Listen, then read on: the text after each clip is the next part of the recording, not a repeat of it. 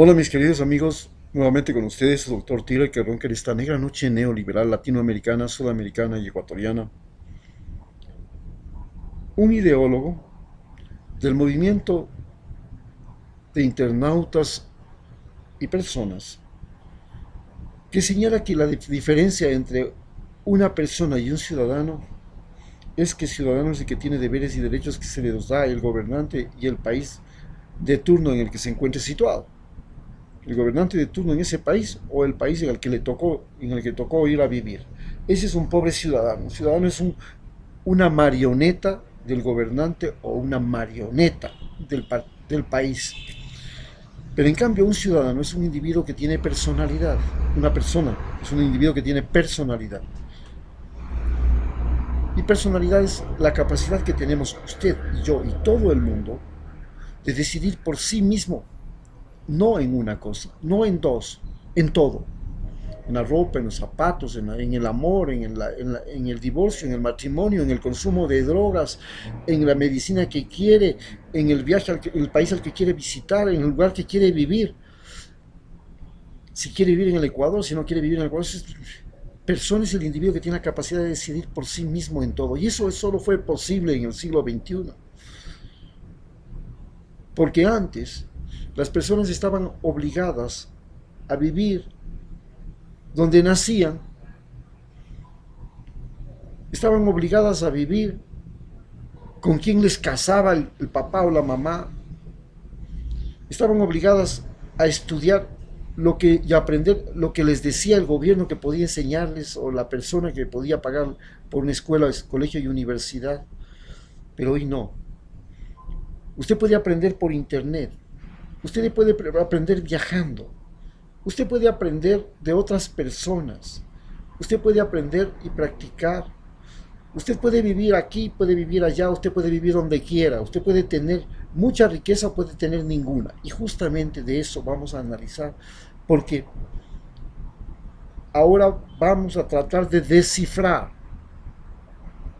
por qué los marxistas estaban equivocados, por qué los capitalistas estaban equivocados y cómo hay una nueva tendencia, una nueva generación, una nueva visión del mundo que está influido mucho por los ecologistas, a tal punto que el Papa el día de ayer ha señalado que va a crear un nuevo pecado para los católicos, que es el pecado ecológico, el pecado del ambiente. Es que si tuviéramos que volver a decir el Padre Nuestro, los cristianos, no podríamos decir, como ya les dije, Padre nuestro que estás en los cielos, santificado sea tu nombre, hágase tu voluntad, así en la tierra como en el cielo. Danos hoy nuestro Padre cada día, perdona nuestras ofensas como nosotros hemos perdonado los que nos ofenden y no nos dejes caer en tentación y líbranos del mal. Esa es la letanía, lo que se recita todos los domingos en todas las iglesias y todos los sábados en otras iglesias y todos los días en algunas, según la versión de los cristianos. El verdadero Padre nuestro que debería decir, Padre nuestro que estás en nuestra imaginación, que te hicimos a nuestra imagen y semejanza y que tenemos que pedirte perdón por habernos convertido en el peor enemigo de la vida y la naturaleza. Porque ese es el ser humano que está ahora abundando en el planeta. Y esos son los cristianos que abundan en el planeta. Aquellos que estiman las cosas más que la vida. Y es que ese es el origen en sí del problema del cristianismo, del judaísmo y del islamismo. Las tres religiones parten de un hecho fundamental. Cuando salen de Egipto, Moisés se enfrenta a una población de seguidores que adoran a un toro de oro. Él procura decirles eso es idolatría. Eso no es, Dios no es el oro. Y trata de ponerles 10 mandamientos explicando que el oro no es lo más valioso que existe. Y trata de enseñarles que las cosas no valen más que las personas. Pero esto marca el origen de las 3 religiones en las que el dinero se convierte en Dios. La Iglesia Católica acude a la pobreza y dice que ningún ser humano podrá llegar al cielo si no es pobre primero. Y entonces pone a la pobreza como la línea de discriminación entre un ser humano y otro. Y entonces señala claramente que para ir al cielo hay que ser pobre, pero para vivir en el infierno hay que ser pobre también. La diferencia está en que el cielo no está aquí y el infierno sí está aquí. Y entonces los pobres viven en un infierno llamado tierra. Por el contrario, los ricos dicen, y para los ricos, sea judíos, sea musulmanes o sea cristianos, el cielo está en el más allá y es algo invisible, algo increíble, algo irreal. Y el infierno es algo irreal y algo invisible. Y solo para los pobres el cielo es visible. ¿Por qué? Porque el pobre vive la desesperanza, la desilusión, el desprecio, la limitación. Y entonces para salir, ¿cómo puede salir de eso? Solo muriendo. En cambio el rico tiene la situación a la inversa. El cielo está en la tierra, está en lo que tiene, está en lo que posee, está en lo que goza, está en lo que disfruta. Y entonces nace lo que se llama el concepto del dinero. Para Carlos Marx, dinero es una medida del trabajo. Entonces, en teoría, cuanto más trabajas, más dinero deberías tener. Pero no es cierto. Los ricos trabajan menos y tienen más dinero. Por tanto, el dinero no es una medida del trabajo. Para los capitalistas, el dinero es una medida de la prosperidad. ¿Cómo es eso? Que cuanto más dinero tienes, más próspero eres, lo cual es cierto. ¿Quién puede discutir? Pero ¿qué es prosperidad? Prosperidad es poder gozar y disfrutar más.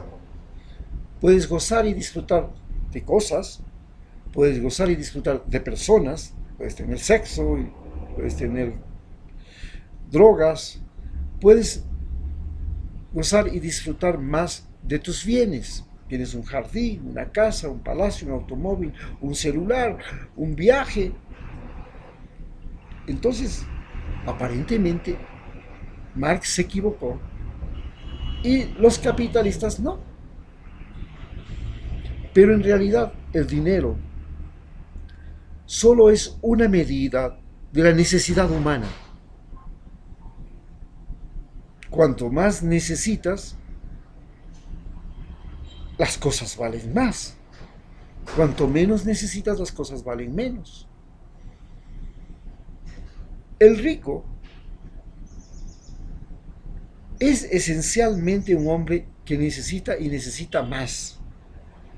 Porque no solo necesita para él, sino que necesita para pagar los trabajadores, para pagar las máquinas, para pagar la energía eléctrica, para pagar los impuestos, para pagar su lujo de vida. Tiene no solo las necesidades propias, sino las necesidades de sus máquinas, de sus trabajadores, e inclusive la necesidad del gobierno del país donde está viviendo, que le quiere cobrar más impuestos.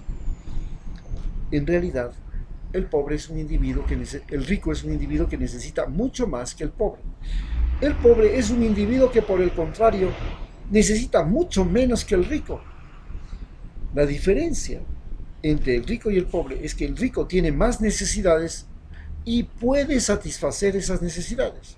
En cambio, el pobre tiene menos necesidades y no puede satisfacerlas. Y ahí es donde radica el problema. Finalmente, un país, un gobierno, se convierte en un sistema de relación humana cuya función más importante es multiplicar las necesidades humanas. ¿Cómo? ¿Sí? Necesita darle agua, necesita darle electricidad, necesita darle internet, necesita darle vías, necesita darle seguridad policial, necesita darle salud, necesita darle vacunas, necesita darle medicinas, O sea que el gobierno es un individuo que multiplica las necesidades humanas y en sí y en esencial el gobierno es un mecanismo mediante el cual los seres humanos se empobrecen, no se enriquecen. Por más buen gobierno que sea o por más mal gobierno que sea, el gobierno es esencialmente un creador de pobreza, no de riqueza. ¿Por qué? Porque multiplica las necesidades. Un buen gobierno se diferencia de un mal gobierno en que no solamente que multiplica las necesidades, sino que le da a la población la posibilidad de satisfacer esas necesidades. Es decir, si haces una carretera, ¿tú estás fabricando o no estás fabricando pobres? Estás fabricando pobres. ¿Por qué? Porque la gente quiere un auto para poder utilizar la carretera. Si le das electricidad, la gente quiere tener electrodomésticos para poder utilizar la luz. Pero no tiene plata. Entonces, ¿qué has hecho? Has multiplicado la pobreza. Un buen gobierno es cuando, a más de que le das la electricidad, le das el trabajo, el negocio, la forma, el conocimiento, para que esa persona pueda satisfacer su necesidad.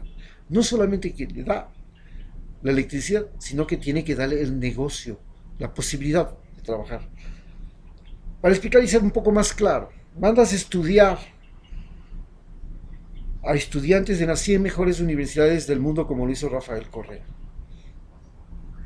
En ese momento, ¿tú creaste más pobres o creaste más ricos? Originalmente creaste más pobres y todavía más creaste más pobres. ¿Por qué?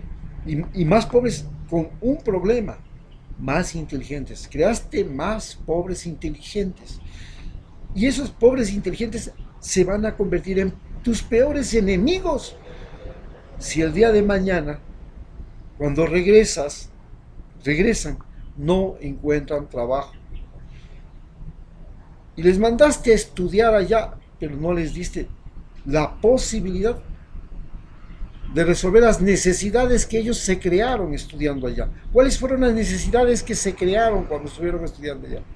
La necesidad de vivir mejor, la necesidad de usar sus conocimientos, la necesidad de mantener la continuidad de su aprendizaje, de mantener su capacidad, de multiplicar su capacidad productiva.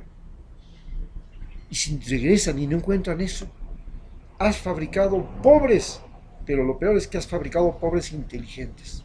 Eso es precisamente lo que ha hecho Lenin Moreno. Lenin Moreno ha fabricado pobres inteligentes que ahora son los principales detractores y enemigos de su gobierno. Muchas gracias.